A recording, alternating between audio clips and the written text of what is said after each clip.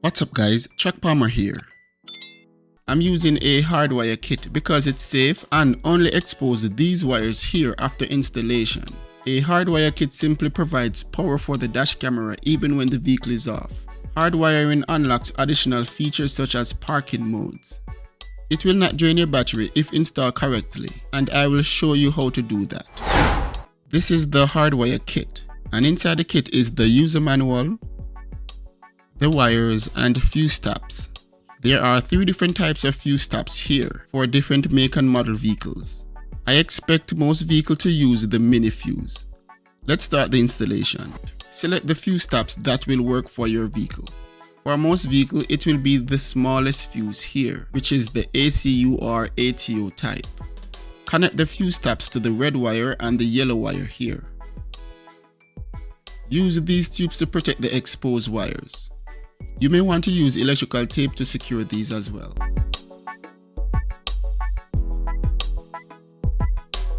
Now insert one fuse in the top slot here. The fuse from the vehicle will go to the bottom slot here. Do the same for both tabs. This black wire will be grounded. Now it's time to get back in the car.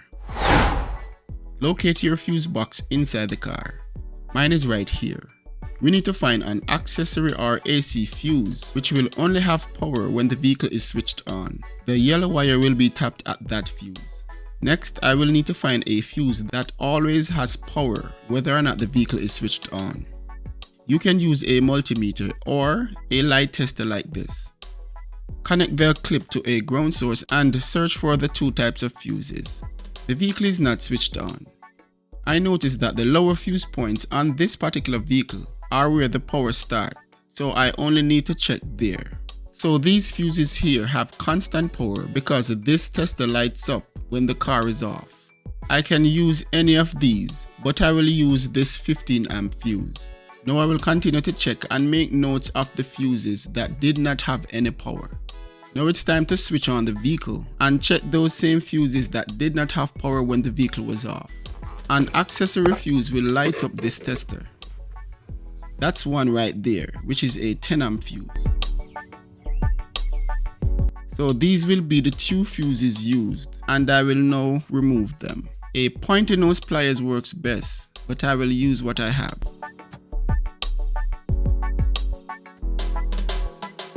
I will insert this 15 amp fuse here for the red wire.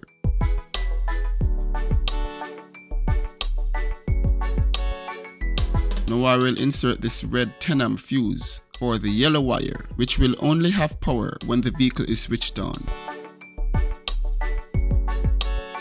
Now I can insert these.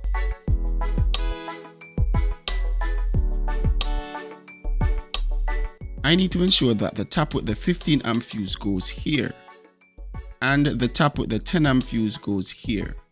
Now I need to find a good ground to ground this black wire, and I have one here.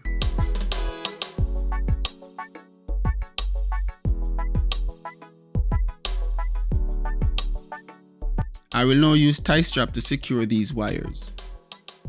The hardwire kit has some pins here to set how you want this to work. There are 4 pins here which will stop power to the dash camera at a desired voltage so the battery don't go dead. Pin 1 will stop the power at 11.8 volts, pin 2 at 12 volts, pin 3 at 12.2 volts, and pin 4 at 12.4 volts for a 12 volt battery. If you accidentally push 2 pins or do not select a pin, the default cutoff point will be 11.8 volt for a 12 volt DC battery and 23.6 volt for a 24.4 DC battery. So I recommend selecting one specific pin if you want a desired setting. The recommended pin is pin 3 for 12.2 volts, and that's where I will set this. During extreme cold weather though, pin 4 might be the best choice. Before I run this wire for the camera, let's test this hardwire kit to see if it's working. The camera is on, so I can see that it is working.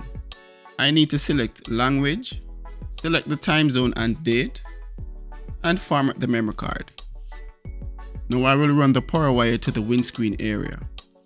I have removed this panel from here. It was just held here by clips. I ran the wires through here and through here. I had to remove a cover from here as well. I will now run these wires under the airbag so they may not get in the way of the airbag in the event it is deployed. I will remove the rubber weather liner here to run the camera wires under it.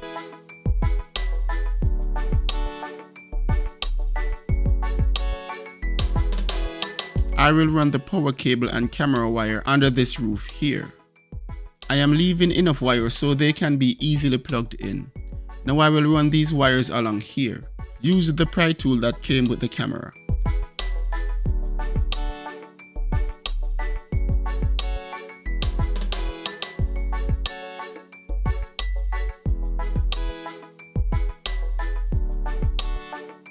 I will reinstall this cover and secure the excess power hardwire with tie straps.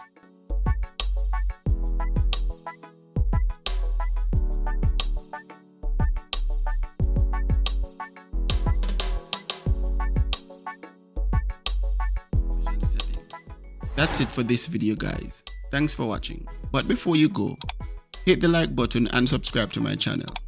See you on the next one, guys.